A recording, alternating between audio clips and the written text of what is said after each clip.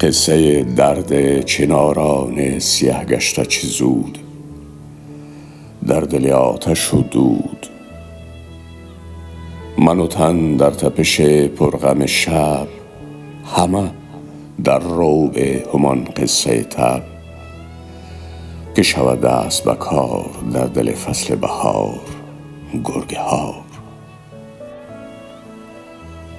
در ورقنامه آن برگ سبک بر سر آب، متن کابوس همان یک شب خواب.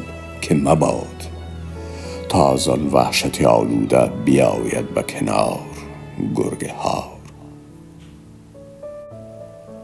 گرگ هار زنگ بیداری خونبار دوتا نیش جلو. که بپای که همان به که نرو. لرزش خنده به لبهای سخیف، خون بها می طلبد از بن این شاخه خشکیده چنار.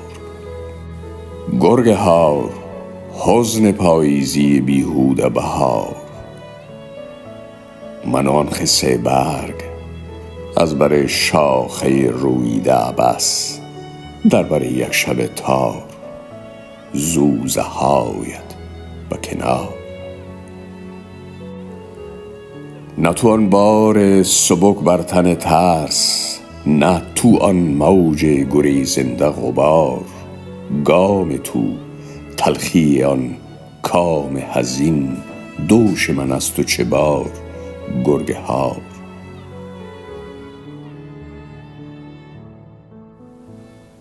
گرگ و من در شب دیر، در گریز از سخن یکدیگر و سخت چه سیر.